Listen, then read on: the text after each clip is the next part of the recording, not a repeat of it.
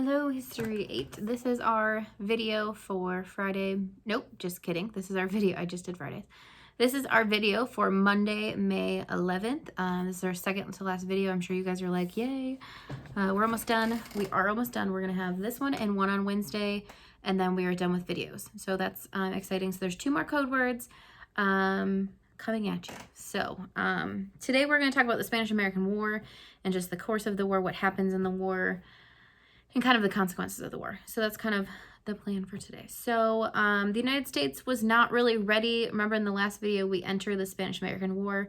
The United States is not really ready for a full-scale war, but the Spanish government and army were weak, and so we won every battle we fought in, and the war was over in just 100 days. So that's kind of unusual in a war, as you guys know. Most of the American soldiers in the war came from the different states, volunteers. They had all gathered at a military base in Tampa, Florida by the late spring of 1898. It would be fought in a subtropical area, and the soldiers were actually given wool uniforms, so that makes sense. And then some cavalry troops, even though they're called cavalry, which means they're supposed to be on horses, did not even have horses. But even though they weren't quite prepared, the invasion sailed on June 14th. The army fought bravely. There were several regiments, especially what's called the Rough Riders, and they gained special fame. And it was led by Roosevelt, who was serving under Colonel Leonard Wood. And they led a company of soldiers in a successful charge up San Juan Hill, which we're going to talk about later. And this charge paved the way for an American victory in the Spanish-American War. And I have another note. It says they were called the Rough Riders. In the days before the Pony Express, this was used to describe men who carried messages across the West. Buffalo Bill also used the name in his Wild West show and Congress of Rough Riders of the World. The Rough Riders who rode in the show were supposedly the top horsemen in the world. So when America declared war on Spain in 1898, the governor of the New Mexico Territory offered to send a rifle brigade. His men became the largest contingent of the 1st United States Volunteer Cavalry. Because many of them had Western associations, they were called Rough Riders. Ironically, most of the fighting in Cuba was done on foot, though, because transportation difficulties made it hard for them to transport their horses. So after the Rough Riders of San Juan Hill won international fame, they received a lot of honors. Buffalo Bill added a reenactment of their charge to his show, and the deceased of the company of this group were given a stone memorial at Arlington National Cemetery in 1908. So it's just a little bit of extra information about them. But anyway, they gained special fame. The Navy was actually the ones who played the most important role. A lot of times when you hear this war, you hear about the Rough Riders, but the Navy was the most important. During the Cleveland presidency, the United States had developed a program to build a fleet of steel ships, and now those were super important. And so the Navy's success showed just how much the United States had become a world power. Long before war was declared, our Assistant Secretary of the Navy, Teddy Roosevelt, sent secret orders to Commodore George Dewey. He was in Hong Kong with the American fleet in the Pacific, and Roosevelt told him to prepare for an attack on the Spanish fleet in the Philippines in case war broke out. So he kind of pretty much told him, get ready just in case. So on April 30th, the American force arrived in Manila. It met the Spanish Pacific Fleet the next morning. So we're not even fighting in Spain. It's not even Cuba. It's in the Philippines. By the next morning, or by noon of the next day, the Battle of Manila Bay was over. No Americans died from combat. 1 engineer did die from sunstroke. And the Spanish lost 160 men, 67 men, and a lot of their Pacific Fleet. Then in June, the American Caribbean Fleet trapped the Spanish Atlantic Fleet in the harbor of Santiago, which was then the capital of Cuba. So we do get another battle, and it is in Cuba this time. And the troops landed near Santiago and stormed into the city. They pushed the Spanish back to defenses on San Juan Hill. Earlier, Teddy Roosevelt had resigned his office in the Navy Department because he wanted to be part of this all-volunteer cavalry unit called the Rough Riders. By the way, your code word for today is Rough Riders. And he led the unit in a charge up San Juan Hill, even though they didn't have horses. So just know that, even though, and there's a picture of it in your book, and it shows them running up, not on horses. So there's a lot of pictures of them on horses, but that's not historically correct. But anyway, and so they helped defeat the Spanish. 2 days later, the Spanish fleet in the Caribbean lost all of its ships in a sea battle. And then on July 17th, the Spanish in Santiago officially surrendered. So then the American army also took Puerto Rico, another Spanish possession, without any resistance on July 25th. And so you're going to kind of see, like, we get a whole bunch of land that we said we weren't going to build an empire, and what are we going to do with it? So by the time the war is over in August, Fewer than 400 American soldiers had died in combat or from combat wounds, but disease killed 13 times as many Americans as combat did. More than 5,000 soldiers died of typhoid, malaria, yellow fever, or other diseases. And a lot of people have questioned, like, should the United States have even been involved in this war? Why was it up to us to do this? And a lot of people just don't understand it. I think we have to remember, too, that we know a lot more information than they did back then, because obviously we get to see what happened as a result of everything. And so, you got to remember that. There are some questions. For example, they entered the war because of false news, and Congress kind of pressured things, and businessmen pressured things. So there is the question of, was this, the right reason to go to war? So then at the end of the war, they signed a truce on August 12th, 1898.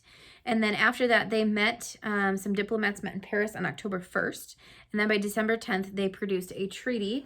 I have a picture of the signing of the Treaty of Paris. By the way, there are multiple treaties of Paris in history, so just know that there's different ones. This is for this war. So you can kind of see that. And so it took a little bit of time, though, for them to make an agreement. Spain, in this agreement, agreed to give up Cuba and Puerto Rico in the Caribbean, and then Guam and the Philippines in the Pacific to the United States. The United States did give Spain $20 million for the Philippines. But there's a debate in the Senate. First of all, there were a whole bunch of influential people who were like, why are we doing this? This is not what we agreed to.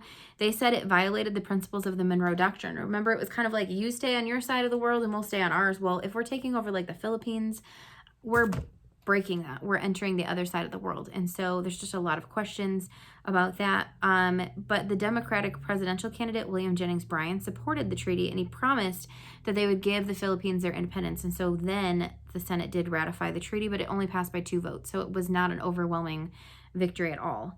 So the United States, even though a lot of people didn't want it, now had an empire, and there were a whole bunch of problems. So first of all, there's Cuba.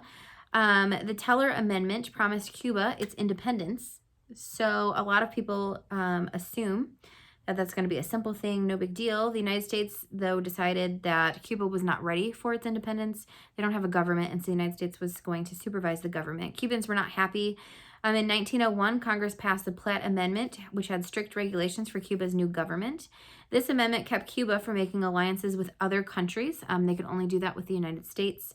It allowed the United States oversight of any financial affairs, making sure they didn't borrow money from other countries, that kind of thing. And it did authorize the United States to send forces to keep order if they needed to. This was not exactly independence, right? It's like slight independence with a big brother watching over your shoulder. It also allowed the United States to establish and keep a naval base in Cuba. And actually, I have a little image here, and it shows you just like the circles are just different bases that we have around the world. And it does have like installations given per country and whatever. I'm just going to show you, like, you can see, it shows you how many bases we have and that kind of stuff, but you can just kind of see like, oh man. Okay, there you go. So you can just see all of the circles. Those are all places we have bases, and on a lot of those places we have more than one. You can even see we even have something on Antarctica. I almost forgot what it was called. I was like, Australia. We do have some in Australia too, but so you can just kind of see that we built bases around the world. And one of those naval bases, oh, I forgot I have another picture, is Guantanamo Bay. It is still being used today. Sorry, my book is falling off the table. Guantanamo Bay. Oh my gosh, why? Can you guys see that? I think you can maybe see it. Sorry, I think because it's weird angle. Sorry. Okay, so that is a base that we actually still use today. It was actually started really becoming popular, and you heard a lot about it in the news after 9/11, and we started that war on terrorism, because that is actually where they imprison a lot of terrorist leaders and other enemy combatants captured during the war on terror. I know they've talked about moving them. I don't know if they're still there or not. I think a lot of them are, but I don't know. So anyway, so that one has been in the news quite a bit lately. So the United States did do a lot to help Cuba, though, even though we hear a lot about the negatives. First of all, they had a huge problem with yellow fever. And there was a Cuban doctor, his name was Dr. Carlos Finlay, and he believed the disease was carried by mosquitoes. So then an American Army doctor, Walter Reed, proved that that was correct and it was carried by mosquitoes. So then Major William Gorgas went, and his whole job was to he went in with a crew of Army engineers and they drained swamps and other low-lying areas in Cuba, and that was to help get rid of the water where mosquitoes bred. And so that was a big thing. I have a note too that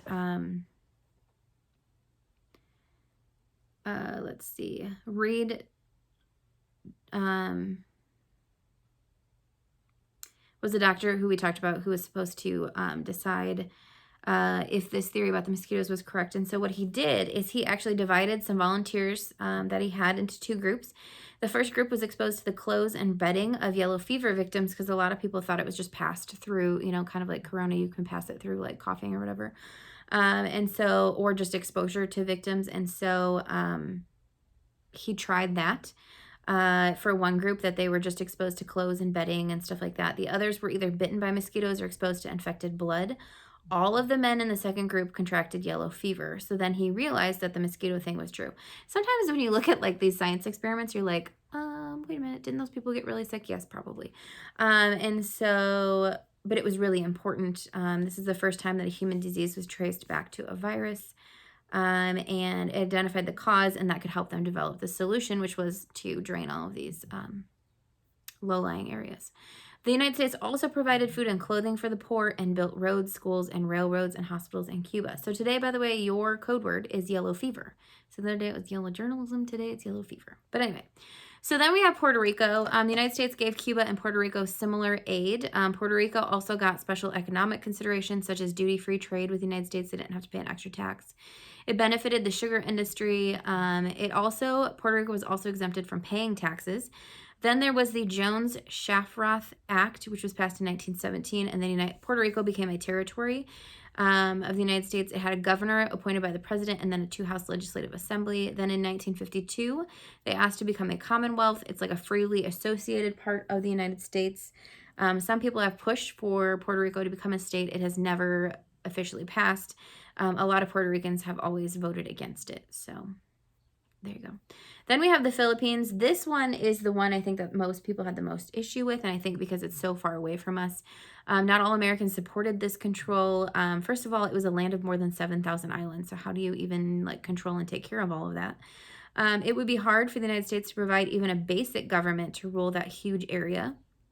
The United States would have trouble, too, helping them set up a Republican form of government because they just have no experience in self-government. Opponents of U.S. control also believe that adding the Philippines would violate the American ideal or the belief with liberty. They thought this annexation might actually be unconstitutional. Many people thought it was going to lead to a war, and so they just didn't want it. President McKinley believed if left to itself, though, the Philippines might fall into anarchy or be taken over by another country, and he's like, we don't want that either. He also thought this is a great spot for us to trade with China, and so he wanted to use it as a trade base. He also thought American missionaries could go and try to help these people as well. And so his view prevails, and Congress does decide to take over the islands. There was a leader, though, Emilio Aguinaldo, and he had been in the Philippines fighting against the Spanish for a long time. And so when the United States won the war, they were super excited, thinking they're going to get their independence, and that's not what the United States does. So the Filipinos and this Aguinaldo were angry, and so they were just like, so the United States got rid of Spain so they can take over. And so they're angry. And so Aguinaldo and his followers decided to fight against the American occupying force. And it lasted, the war, for 2.5 years. It actually cost more time, money, and casualties than the entire Spanish-American War. So it just was not the best move. The United States worked to try to prepare the Philippines for independence, though. They set up a public school system to teach children citizenship. The United States also built hospitals, railroads, and power plants. They improved communication systems. And American governors did rule the islands for more than 35 years. And then in 1934, they gave the islands Commonwealth status. And then World War II delayed the Filipinos' independence, but they did become independent on July 4th of 1946. So they were eventually given their independence and could kind of do their own thing. So yeah, that one is probably the most debated out of all of them, just because it's so far away from us. It's these islands, you know, that kind of stuff. So yeah, that is it for today. We have one more video. I can't believe that we're almost done. This video is a little shorter, so there you go. Happy Monday. Forgot what day. Sorry. I'm all messed up because I'm doing these early. So if I say the wrong day, I apologize. So this is Monday, May 11th. And I hope you guys have a great day. If you have any questions, just send them over. Yeah, have a good day. I will see you back here on Wednesday for our last history video. Woohoo! We're almost done. Don't forget to send me the code word. Bye.